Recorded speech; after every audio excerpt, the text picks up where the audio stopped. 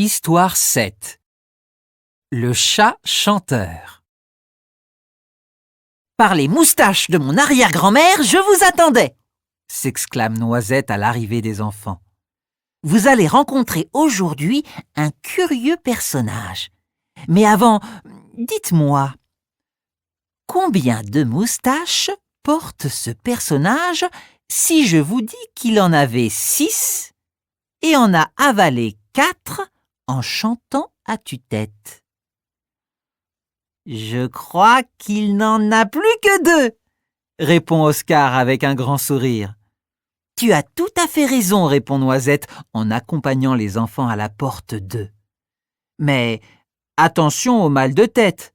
Revenez avant qu'il ne vous gagne. Les enfants entrent dans un joli petit jardin. Un superbe chat avec un nœud papillon les aborde en ronronnant. « Bonjour, mademoiselle. Bonjour, jeune homme. » « Bonjour, » répondent Oscar et Malika, impressionnés par ce chat distingué. « Je suis le maître du jardin, » se présente le félin en sautant élégamment sur un banc de pierre. « Pour être accepté ici, vous devez répondre correctement à 3 charades. Personne n'y échappe, sous peine de représailles. D'ailleurs, si vous ne faites aucune erreur, je promets de vous chanter un air de ma composition. C'est d'accord?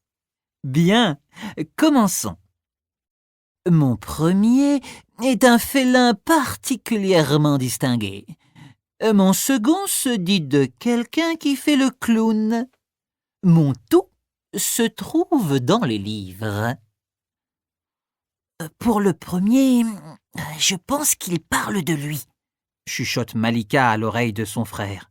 La réponse doit être chat. Pour le second, je ne sais pas. Pitre, lui répond Oscar. Tu sais bien, quand je fais n'importe quoi à la maison pour te faire rire, maman me dit toujours d'arrêter de faire le pitre. Ah oui, du coup, le tout fait chapitre. Ce qui correspond bien au mot, enchaîne Malika à voix basse. Chapitre! Crie Oscar au chat, qui semble trouver le temps long.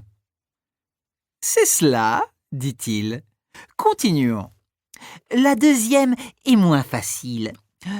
Mon premier est un félin intelligent. Les plantes poussent dans mon second. Mon tout se met sur la tête. Chapeau! Trouve aussitôt Malika. Exact, répond le chat étonné. Un dernier un peu plus difficile maintenant. Vous êtes vraiment très fort. Mon premier est un félin fier et gracieux. Mon second est construit au-dessus des rivières pour permettre de traverser sans se mouiller les pieds. Mon tout est une sorte de gros poulet. Je ne vois pas du tout ce que c'est, dit Malika à son frère. Le premier, c'est chat. Le second, c'est pont. Mais le tout, ça ne me dit rien. Mais si, répond Oscar d'un air triomphant.